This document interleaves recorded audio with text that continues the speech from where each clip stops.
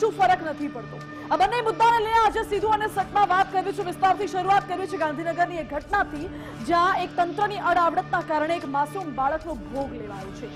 ગુજરાતનું પાટનગર, એમ તો ગુજરાતની રાજધાની જ્યાં માનવામાં આવે છે, જ્યાંથી સરકારનું આખું તંત્ર ચાલે છે, અને એ જ જ્યાં પાટનગરમાં ઉબડ-ખાબડ તંત્રની અડફેટે એક માસૂમ આવી ગયું અને માસૂમનો ભોગ લેવાયો। ગાંધીનગર કોર્પોરેશનની બેદરકારીનો ભોગ બની ગયું છે એ બાળક।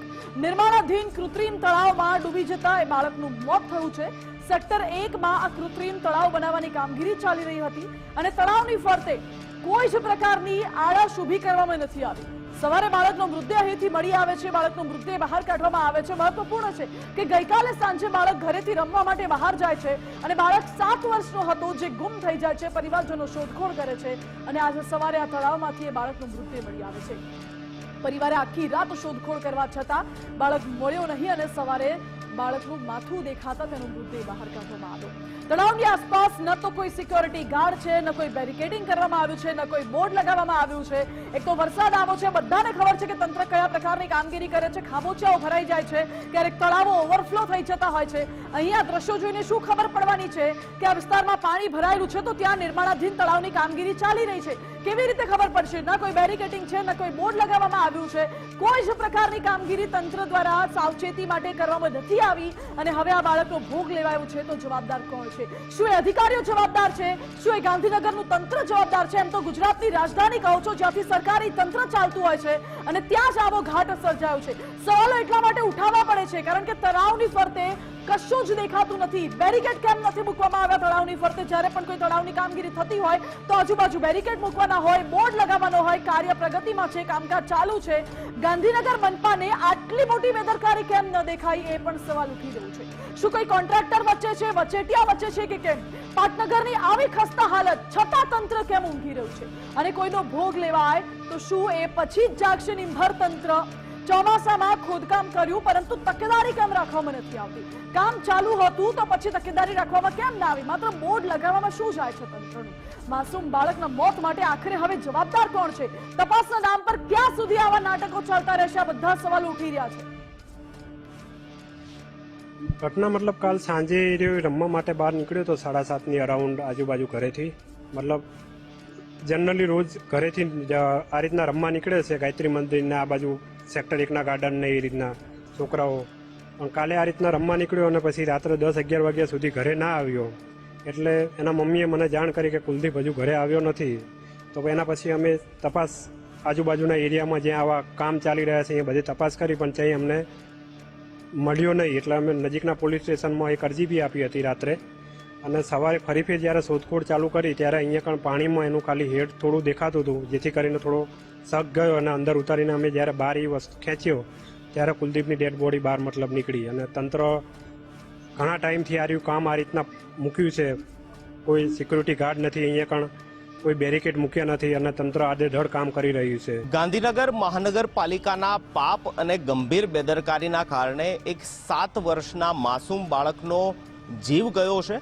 ગાંધીનગરના સેક્ટર 1ની અંદર જે કૃત્રિમ તળાવ બનાવવામાં આવી રહ્યું છે, તે તળાવની અંદર 7 વર્ષના કુલદીપ ભરવાડનું ગઈકાલે રાત્રે ડૂબી જવાના કારણે મૃત્યુ થયું છે। ગંભીર બેદરકારી એટલા માટે છે કારણ કે સેક્ટર 1ની અંદર બનાવવામાં આવી રહેલા આ કૃત્રિમ તળાવને ન તો બેરિકેટિંગ કરવામાં આવ્યું છે અને ન તો કોઈ અહીં સુરક્ષાગત બાબતોને ધ્યાનમાં રાખવામાં આવી છે, નહીં અહીં કોઈ સિક્યોરિટી ગાર્ડ હોય છે કે જે અહીં આવતા બાળકોને અટકાવે। આ કોર્પોરેશનની ગંભીર બેદરકારી છે અને તેનો ભોગ એક 7 વર્ષનો માસૂમ બાળક બન્યો છે। કુલદીપ ભરવાડ ગઈકાલે સાંજે રમવા માટે આવ્યો હતો। મોડી રાત સુધી કુલદીપ ઘરે ન પહોંચતા પરિવારજનો તરફથી તેની શોધખોળ કરવામાં આવી। મોડી રાત્રે પણ કુલદીપ ન મળતા પોલીસને ફરિયાદ પણ કરાઈ અને આજે સવારે કુલદીપ ભરવાડની 7 વર્ષના આ બાળકની લાશ જે છે તે આ તળાવની અંદર તરતી માલુમ પડી અને તેના કારણે ખ્યાલ આવ્યો કે કુલદીપ ગુમ નથી થયો, પરંતુ કોર્પોરેશનના પાપ દ્વારા ખોદાયેલ આ તળાવની અંદર ડૂબી જવાના કારણે મૃત્યુ પામ્યો છે। એ જાડી ચામડીના સત્તાધીશો, એ જાડી ચામડીના પદાધિકારીઓ, અધિકારીઓને એ ભાન નથી કે એ પરિવાર પર અત્યારે કયા પ્રકારની વીતતી હશે કે જેને પોતાના 7 વર્ષના માસૂમ બાળક જે છે તેને ખોઈ બેઠો છે। એ પાપે કોર્પોરેશનના પાપના કારણે, કારણ કે કોર્પોરેશનના સત્તાધીશો, પદાધિકારી, અધિકારીઓને જવાબદારીમાં ભાન નથી, માત્ર ભાન પડે છે તો ટકાવારીમાં ભાન પડે છે, અને ટકાવારીના કામના કારણે આ પ્રકારની ગંભીર બેદરકારી જે છે તે કોર્પોરેશન સેવે છે, અને તેના કારણે આ પ્રકારના માસૂમ બાળકોના ભોગ લેવાઈ રહ્યા છે. કેમેરામેન મનીષ દવે સાથે નિકુંજ જાની, ગુજરાત ફર્સ્ટ, ગાંધીનગર. તો ગાંધીનગરમાં આ બાળકનું મોત થયું છે, જવાબદાર કોણ છે આખરે? મનપાના સત્તાધીશોને કહેશો, પરંતુ જ્યારે મનપાના સત્તાધીશોને પૂછવામાં આવે છે તો સત્તાધીશો તો ખોખલા દાવા કરે છે. તેમની પાસે કહેવા માટે પણ કશું જ નથી, એટલે માત્ર ને માત્ર હવામાં ફેંકી રહ્યા હોય તેવો ઘાટ સર્જાયો છે. આ તળાવની ફરતે કમ્પાઉન્ડ વોલ કરવામાં આવી છે તેવો દાવો મેયર કરી રહ્યા છે. આ વિઝ્યુઅલમાં જુઓ, દ્રશ્યોમાં દેખાઈ આવે છે. તમને ક્યાં દેખાશે કે તળાવની ફરતે કમ્પાઉન્ડ વોલ છે? બીજી વાત મેયરે કહી, મેયર એવું કહી રહ્યા છે કે તળાવની આસપાસ બેરિકેડિંગ કરવામાં આવ્યું છે. હવે દ્રશ્યોમાં સ્પષ્ટ દેખાય છે કયા એંગલથી ક્યાં બેરિકેડિંગ કરવામાં આવ્યું છે એ તો દેખાડો. એકેય દ્રશ્યમાં એવું જોવા નથી મળતું કે તળાવની આસપાસ કોઈ કમ્પાઉન્ડ વોલ બનાવવામાં આવી હોય કે કોઈ બેરિકેડિંગ કરવામાં આવ્યું હોય. તળાવ પાસે સિક્યોરિટી ગાર્ડ બેસાડવામાં આવ્યા છે તેવો પણ દાવો ગાંધીનગરના મેયરે કર્યો, તો એ પણ દ્રશ્યોમાં નથી દેખાતા. બધા જ પુરાવા અહીં છે. ના સિક્યોરિટી ગાર્ડ હતા, ના બેરિકેડિંગ છે, ના કમ્પાઉન્ડ વોલ છે, ના કોઈ બોર્ડ લગાવવામાં આવ્યું છે. બાળકના મોતમાં મનપાની કોઈ જ બેદરકારી નથી તેવો દાવો ગાંધીનગરના મેયર કરી રહ્યા છે. તો સવાલ એ છે કે તો બેદરકારી કોની છે? આમાં તો બાળકની પણ બેદરકારી ના હોય, બાળક એ બાળક જ હોય, અને તંત્રની પણ બેદરકારી ના હોય, અને કોર્પોરેશનની પણ બેદરકારી નથી. બેદરકારી વગર કેમ કરતા? કારણ કે ત્યાં તમે દાવો કરો છો કે બેરિકેડિંગ છે, સિક્યોરિટી ગાર્ડ છે. તમે ગયા કે નહીં ગયા, પણ અમે જઈને આવ્યા છીએ, ત્યાં કોઈ પ્રકારનું બેરિકેડિંગ નથી, ન તો સિક્યોરિટી ગાર્ડ છે. સ્થાનિકોનું કહેવું છે કે ખુલ્લે આમ જ્યારે પણ જેને જવું હોય એ જઈ શકે છે. બાળકો અવારનવાર ત્યાં રમતા હોય છે. બાળકો ત્યાં અવારનવાર રમવા જતા હતા એવી માહિતી તો અમારી પાસે છે, અને ત્યાં અમારે સિક્યુરિટી ગાર્ડ મૂકેલો છે. પણ અત્યારે સિક્યુરિટી ગાર્ડ તમે ગયા હશો ત્યારે કદાચ આગો પાછો હશે, બાકી ત્યાં અમારું કમ્પાઉન્ડ વોલ પણ કરેલી છે. આ કામના ભાગરૂપે જ કરેલી છે, અને સિક્યુરિટી ગાર્ડ પણ ત્યાં બેસાડેલો જ છે.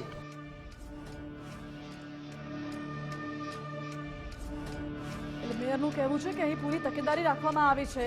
ગાંધીનગરના મેયર મીરાબેન પટેલ અમારી સાથે જોડાઈ ગયા છે. મીરાબેન, સ્વાગત છે આપનું ગુજરાત ફર્સ્ટમાં. મીરાબેન, અહીં એક તળાવનું કામ અગર ચાલી રહ્યું છે, તમે કહો છો, હમણાં તમારી બાઇટ સાંભળી, તમે કહો છો કે બેરિકેડિંગ કરવામાં આવ્યું, કમ્પાઉન્ડ વોલ છે, સિક્યોરિટી ગાર્ડ છે, તો પછી જો આટલું હોય તો પછી બાળક એમાં કેવી રીતે પડી જાય ને એનું મૃત્યુ થાય? દ્રશ્યોમાં તો કશું જ નથી દેખાતું. ત્યાં જે કામ ચાલી રહ્યું છે એ તળાવનું કામ ચાલતું હતું, એમાં કમ્પાઉન્ડ વોલ કરેલ છે, અને એ મેગા સાધનો આવવા જવા માટેના 2 ગેટ ખુલ્લા રાખેલા છે. જે સાધન આવી જાય અને બહાર નીકળી શકે એના ગેટ, અને એ બાળકો ત્યાં રમવા ગયા હતા. એ ગેટ દ્વારા અંદર ગયા, અને એ રમવા જવાથી એનું ત્યાં પગ લપસવાથી કે નાવા પડવાથી, કોઈ પણ કારણોસર ત્યાં જવાથી એનો આ અકસ્માત થયો છે. અને ગાંધીનગર મહાનગર માટે ખૂબ જ અસહ્ય અને ખરાબ પરિસ્થિતિ છે. એ દુઃખદ ઘટના કહેવાય. પણ કોઈ આમાં તંત્રનું પણ એ નથી અને બાળકની પણ ભૂલ નથી. પણ મીરાબેન, તમને ખબર છે કે અહીંયા બાળકો રમવા આવે છે? તંત્રને ખબર તો છે ને કે આ વિસ્તારમાં અહીં બાળકો રમવા આવે છે? વોચમેન પણ છે, ત્યાં વોચમેન પણ હોય જ છે.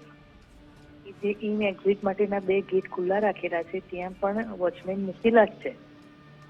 તો વોચમેન હતા તો પછી કેવી રીતે આ દુર્ઘટના ઘટી? વોચમેન કે 2-5 મિનિટ માટે આમ હશે કામ હશે, એમાંથી એ રમવા ગયા, અને રમવા હતું તો સાચી માહિતી તો એ રમવા ગયા છે કે ત્યાં નાહવા પડ્યા છે. અને મીરાબેન, બેરિકેડિંગ નું તમે કહ્યું, બેરિકેડિંગ તો આમાં ક્યાંય દેખાતું નથી.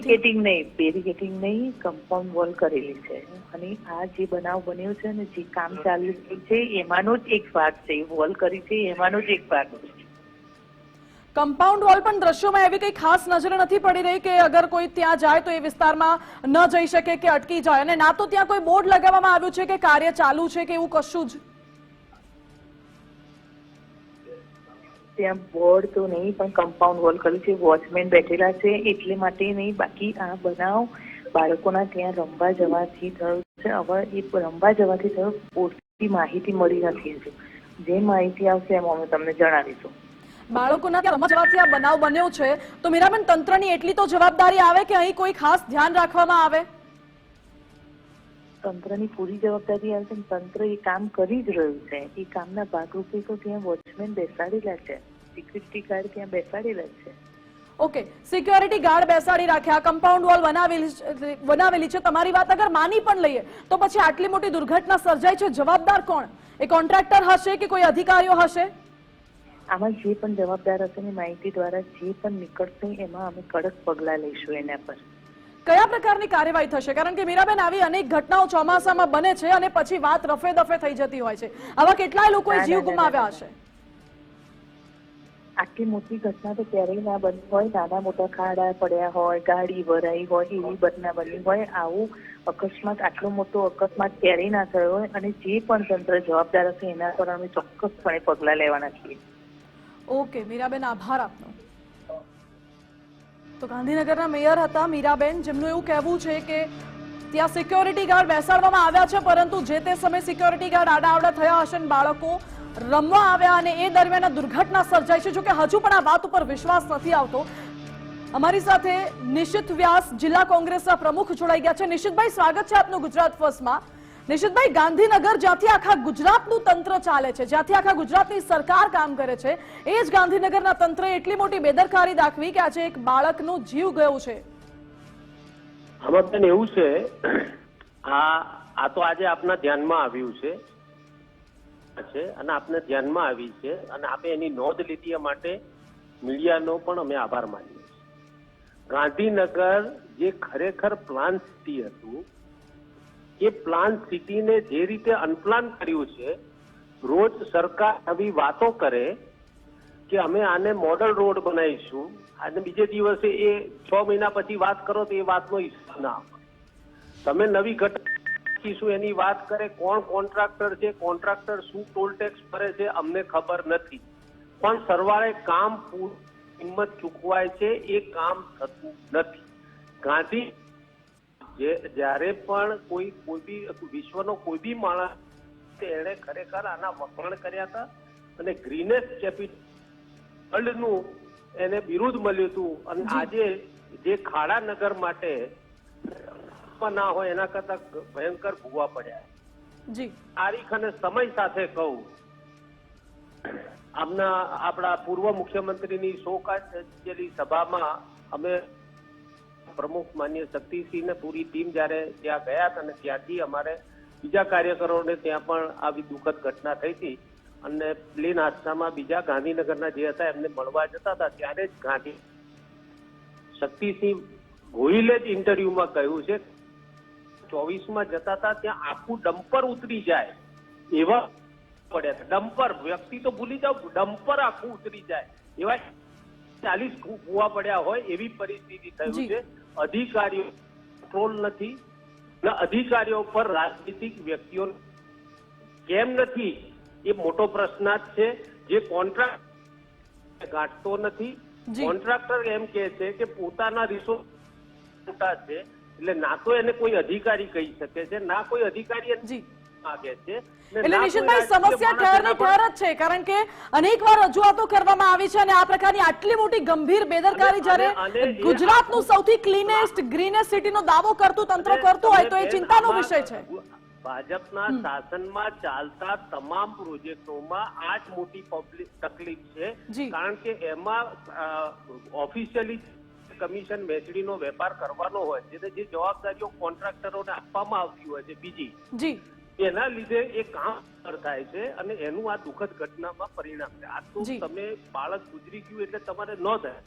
ગાંધીનગરમાં કર્મચારી નગર હતું એટલે ઘણા વડીલો રહે છે.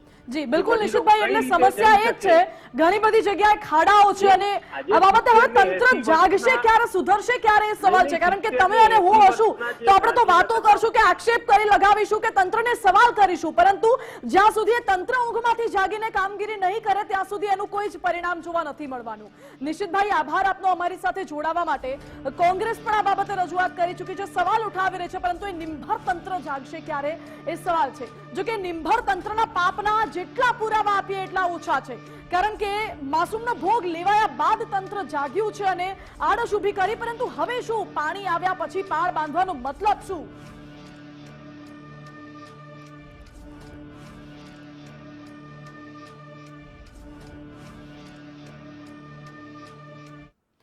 અને ગાંધીનગર કોર્પોરેશનના પાપનો વધુ એક પુરાવો તમને અહીં દેખાડવો છે. ગાંધીનગરના ઉબડ-ખાબડ તંત્રની વધુ એક બેદરકારી સામે આવી છે.